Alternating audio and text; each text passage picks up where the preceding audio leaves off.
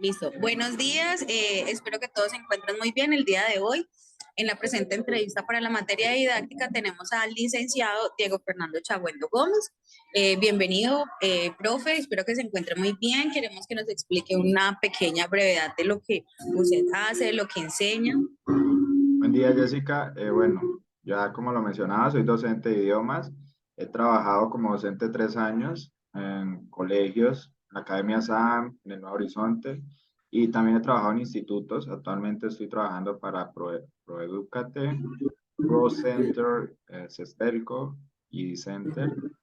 Y realmente me ha gustado y he intentado hacer las cosas lo mejor posible para que los estudiantes realmente aprendan y se den cuenta de una vez lo importante que es aprender una segunda lengua y en este caso el inglés. Listo, profe. Muchas gracias por darnos esa breve información acerca de todo lo que usted sabe.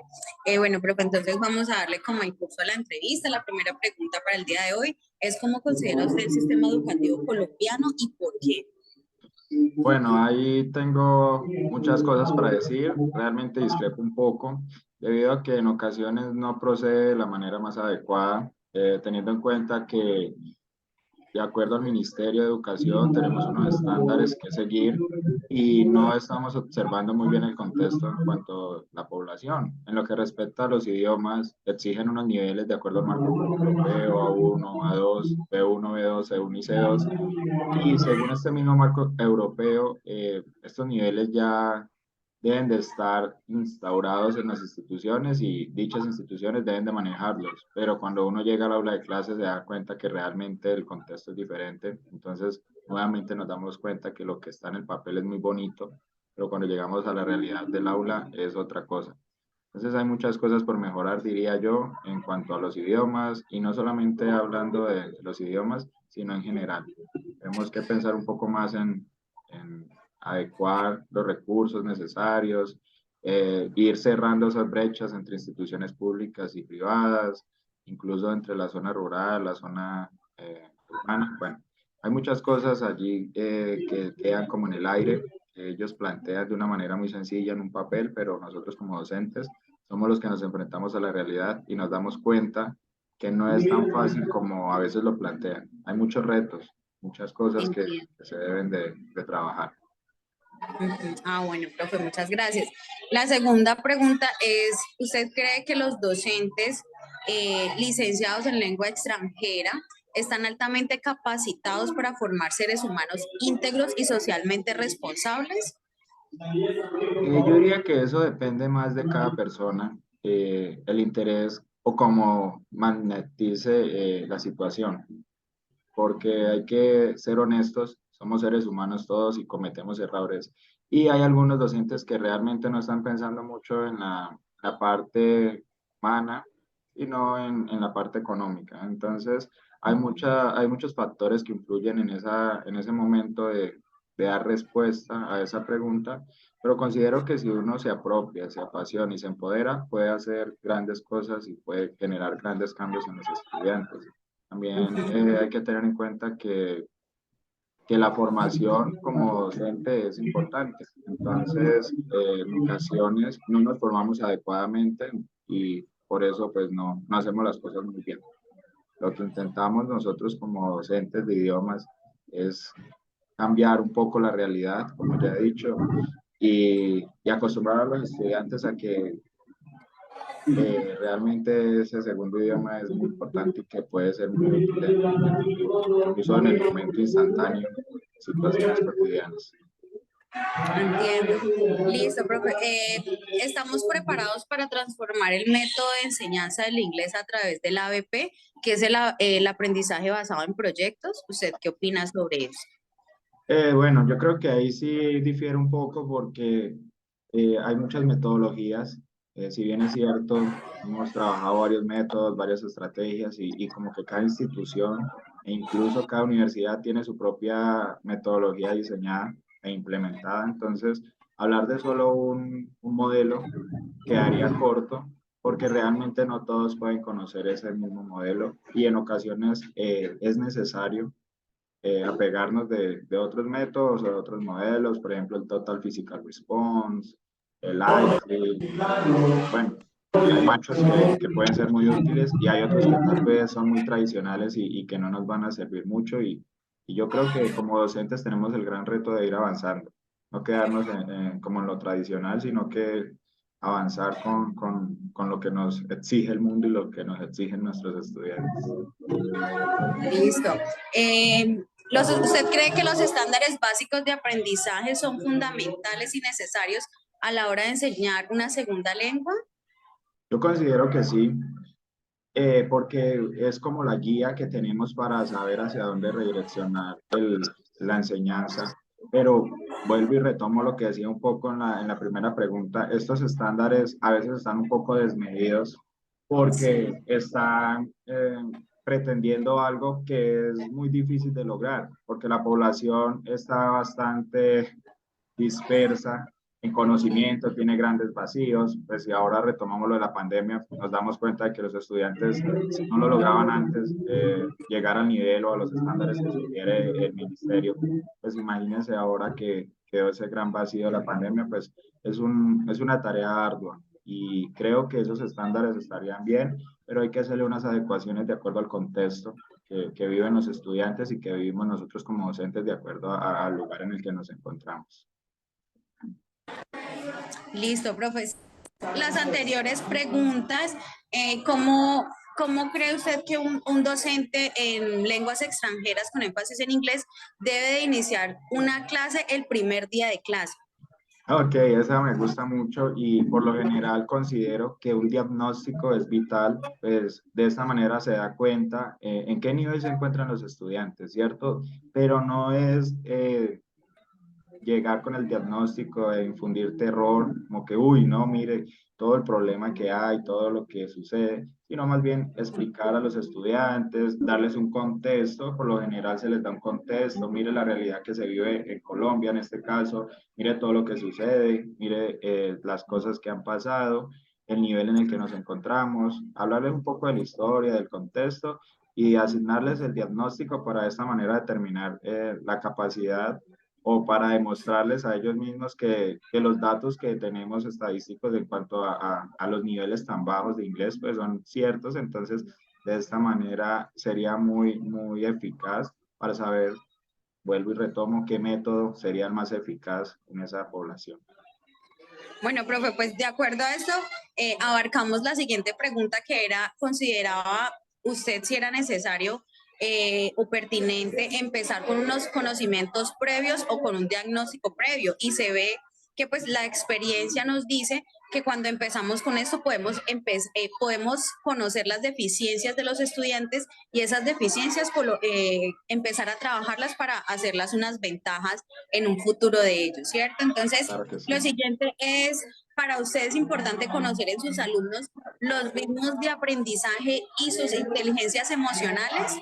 O Totalmente, sea, eso iría considero, dentro del diagnóstico. sí, claro, totalmente es importantísimo porque todos sabemos que cada estudiante es un mundo, ¿cierto? Entonces no podemos llegar y querer tratar a todos con la misma forma, de la misma manera, porque ya decíamos lo de las inteligencias múltiples, ¿cierto?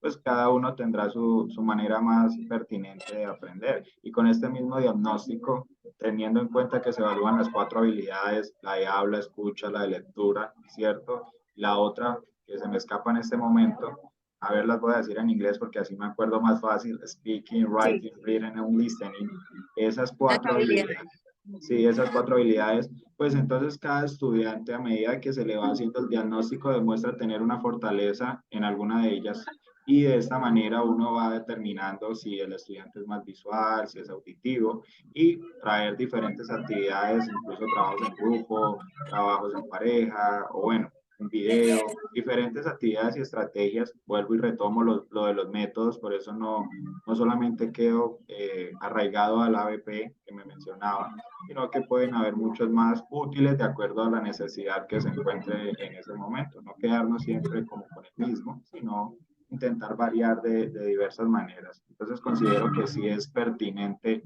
tener en cuenta con la velocidad, por así llamarlo, o al ritmo que aprenden nuestros estudiantes. Listo, profe. De pronto, ¿usted ha estado en alguna situación de vulnerabilidad con sus estudiantes cuando ellos no tienen una actitud y una aptitud dispuesta para estar en clase? ¿Cómo ha Sí, manejado usted esa situación?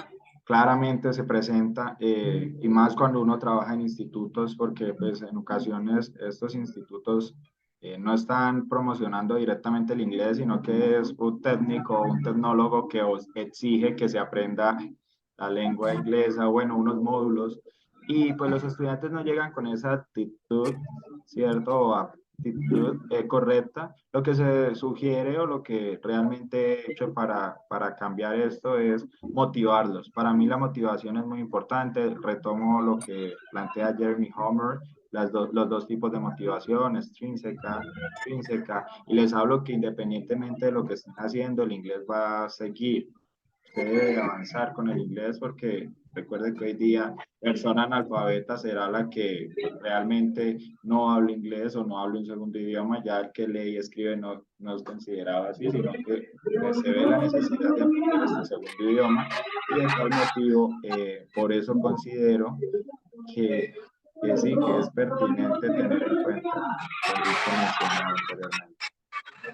Bueno, profe, de pronto usted ha enseñado esta segunda lengua que es el inglés a niños con necesidades especiales educativas.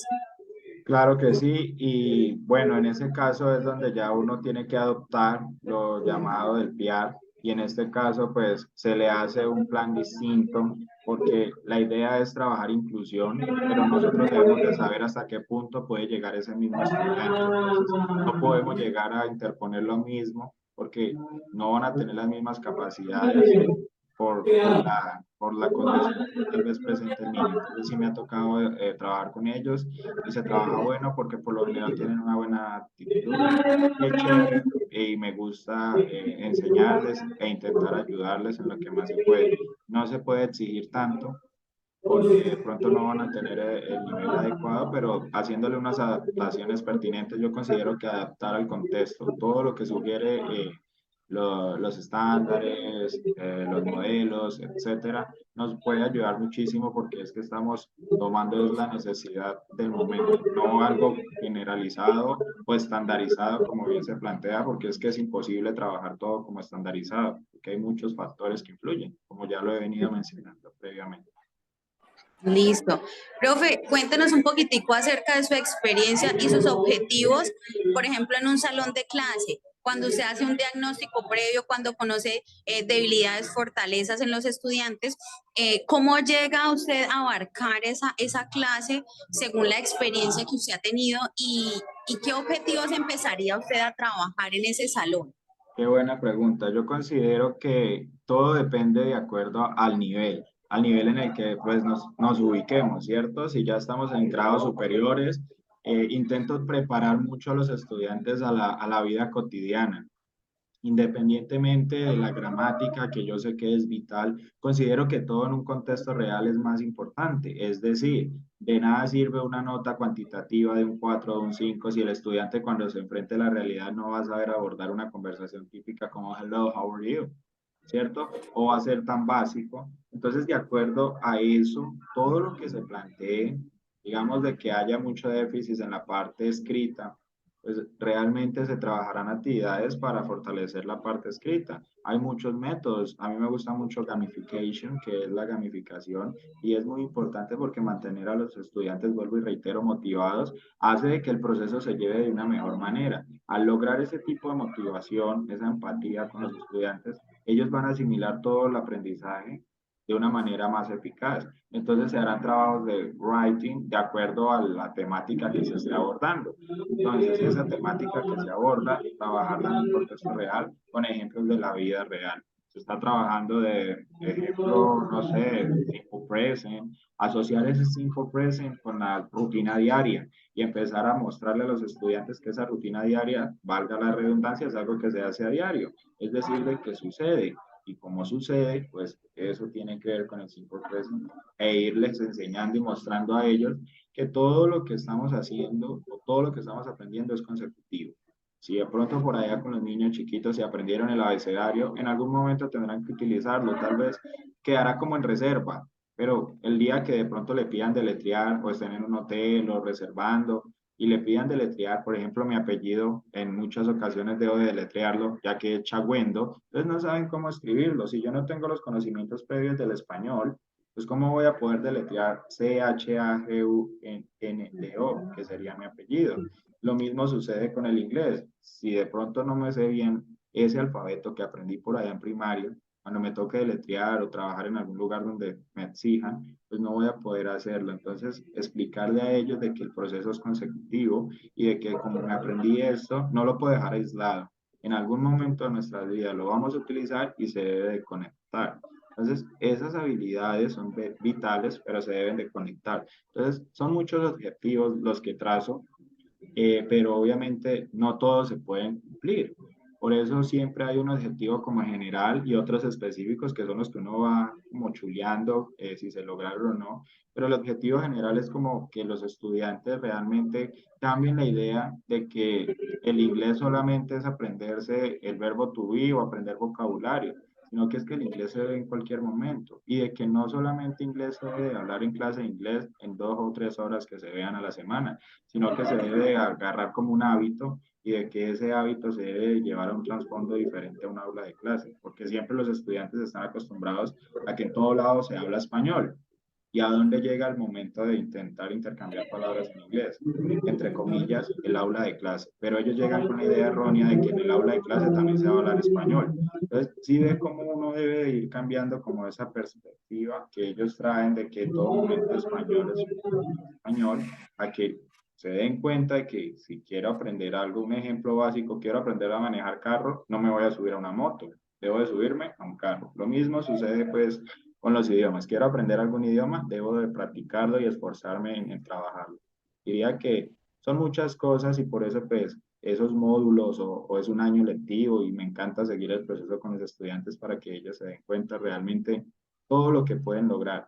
Me ha tocado estudiantes que dicen, no, profe, es que yo nunca he entendido el inglés, pero ya uno comienza a explicarlo de diversas maneras, con videos, con juegos, con dinámicas, entre ellos mismos, y me dicen al final, profe, primera vez que entiendo ese tema, porque es que ya no le estoy mostrando el tema como tal, sino en un contexto real, cómo funciona, cómo se debe de trabajar en una conversación cotidiana. Y de esa manera se hace más eficaz el aprendizaje para ellos. Son muchas cosas, Jessica, la verdad. Listo. Y de acuerdo a esto, ¿cómo aplica usted las TIC en su clase o en Oh, una actividad? me encanta mucho esa pregunta y claramente cuando refiero a gamification, estrategias, pues ya de una manera involucré como respuesta a esa pregunta. Pues, al utilizar gamification implican plataformas como Toby, Nearpod, Kahoot, Quizzes, donde se hace como una competencia sana, ¿cierto?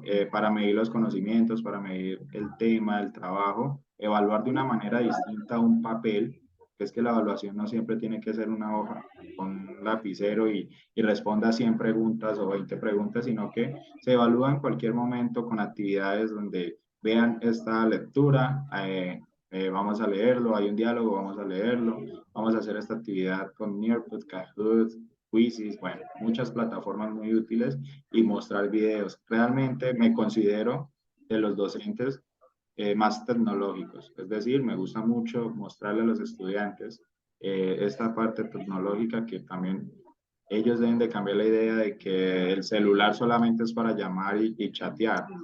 Entonces, darle un buen uso a la tecnología es vital y eso me gusta enseñárselos a ellos también, que no solamente es quedarse 6 horas jugando un videojuego o chateando o llamando, sino que esta misma tecnología nos ayuda para aprender. Listo. Le hago una pregunta. ¿Considera usted que en una segunda lengua se deba enseñar de manera didáctica o una manera tradicional? Por ejemplo, en la manera tradicional, nosotros sabemos que en los tiempos de nosotros, cuando estuvimos en bachillerato, nos ponían mucho a traducir frases, ¿cierto? Entonces, pues realmente aprendíamos era a traducir, pero no una segunda lengua como tal. ¿Qué piensa usted de eso? Yo pienso que obviamente didáctica, porque lo que me hablas de cómo aprendimos o cómo nos querían enseñar de manera tradicional, eso es un método conocido como Grammar Translation y ese método ya quedó mandado a recoger porque realmente no es posible traducir literal de un idioma a otro. Y eso también es importante de que las personas lo conozcan, los aprendices, porque es que nos acostumbramos mucho a pegarnos de nuestro español para poder aprender esta segunda lengua, y es muy difícil pues de que yo haga la misma estructura porque la sintaxis varía, ¿cierto? Entonces no puedo decir, por ejemplo, yo no estoy feliz, decirlo literal, I am not happy, porque si yo comienzo a hacer eso literal, por ejemplo, yo no estoy feliz, debería decirlo I am happy. Y cuando yo eso lo observo o lo escucho en inglés, no tiene ninguna coherencia. Lo mismo cuando hablamos de adjetivos, carro rojo, no puedo decir car red, debo decir red car. Entonces, eso de traducir literalmente realmente no funciona. Entonces, se ve forzado a ver el inglés o los idiomas o la segunda lengua como una manera didáctica, con métodos diferentes y con muchas actividades lúdicas que de los estudiantes y salir de la parte tradicional, de la rutina. Sí. de las rutinas. Listo. Profe, qué pena. ¿Considera usted que los docentes somos agentes de cambio y cómo ese agente de cambio puede impactar al estudiante que tiene muy bajos recursos y que no piensa sino como en lo material, en la moda, en lo in, y que en ese momento no piensa que de pronto estudiando una segunda lengua puede llegar a cambiar su vida? Bueno, sí, obvio, totalmente. Una de nuestras labores como docentes, ¿cierto? Implica ser agentes de cambio, transformar a los estudiantes, que cuando nosotros volvamos a ver a los estudiantes de décimo, noveno, once, y me pasó con estudiantes del Nuevo Horizonte, me los he encontrado, unos están saliendo del departamento de idiomas, que es pues un lugar donde se aprende inglés o francés, y me los he encontrado casual y me dicen, profe, mire que estamos estudiando inglés, estamos siguiendo, y ya el próximo semestre me voy a meter a estudiar para ser abogado, me dicen por ahí, otra me dijo que contaduría, bueno, diversas formas de seguir, de continuar el proceso, porque es que realmente si en el colegio no se motiva, no se habla de un plan a futuro, de un proyecto, pues los estudiantes saldrán a la calle, ¿cierto? Pensando en irse a trabajar y conseguir dinero y quedarse trabajando toda la vida por ahí de una manera no adecuada. Si se tiene la oportunidad tal vez de estudiar y continuar el proceso, ¿por qué no hacerlo? Entonces, también considero que no es solamente parte de la familia la que debe apoyar, sino nosotros como docentes motivar día a día que mire todo lo que se puede conseguir. Nosotros como docentes jóvenes, ellos se dan cuenta de que, bueno, mire, él está joven, ya está haciendo una maestría, entonces el ejemplo mismo puede servir mucho para ellos como que tan joven y mire ya todo lo que puede lograr y solamente gracias al estudio, sin necesidad a veces de muchos recursos, ¿cierto? Pues tenemos en cuenta que no es tan fácil a veces acceder a una buena universidad, pero si nos motivamos y hacemos bien el proceso, las cifras nos pueden ayudar a salir adelante sin tener muchos recursos. Entonces la educación considero yo que siempre es el camino a salir adelante. Listo. Profe, ¿qué herramientas didácticas, técnicas, entre otras, usa usted como docente de inglés para incentivar a los estudiantes a aprender y desaprender en una segunda lengua? Bueno, sí, esa es una buena pregunta porque es que ellos llegan con algo que se llama una fosilización y ahí es donde nos damos cuenta que cuando uno tiene estudiantes ya un poco avanzados de edad o ya en unos grados superiores, han venido con un proceso erróneo donde les están enseñando a pronunciar mal, les están enseñando de una manera equívoca. Entonces, pues ellos llegan con ese tipo de fosilización donde se ven obligados a desaprender porque llegan diciendo mother, ¿cierto? Sabiendo que no es la pronunciación correcta, porque es que desde chiquitos les enseñaron así. Entonces no podemos hacer nada en ese aspecto, sino llegar y mostrarles cuál es la real pronunciación que se debe poseer en ese momento, o cómo se deben pronunciar algunas palabras. Recursos didácticos, claramente, videos, plataformas. Me gusta mucho lo de Estela Quintar cuando habla de la transposición didáctica, pues es decir, saber transmitir ese conocimiento, porque cuando estaba estudiando tuve docentes muy buenos, pero no sabían transmitir. Es decir, tenían el conocimiento, pero no eran capaces de podérselo traspasar, transponer a los estudiantes, entonces se quedaba el conocimiento como con ellos y ahí, porque no sabían cómo llevarlo, no tenían por qué, porque volvemos a lo tradicional, entonces era muy tradicional, tablero y escribir y no buscar maneras diversas. Entonces hay muchos recursos, flashcards, etcétera. Entonces sí considero que la parte didáctica es muy importante. Listo. Según estas técnicas y pues todo lo que estamos hablando, ¿conoce usted el método Mindfulness y qué le parece para aplicarlo en un conocimiento previo o en una actividad previa a enseñar inglés? Me parece que es muy importante porque, alame un segundo. Listo. Me parece que es muy importante, teniendo en cuenta pues todo lo que hemos venido abordando y todo lo que hemos venido hablando, pues para incentivar precisamente a los estudiantes a que realmente ellos lleven el aprendizaje de una manera eficaz. Entonces, sí, trabajarlo podría ayudar para que ellos se vayan motivando y vayan mejorando día a día. Listo.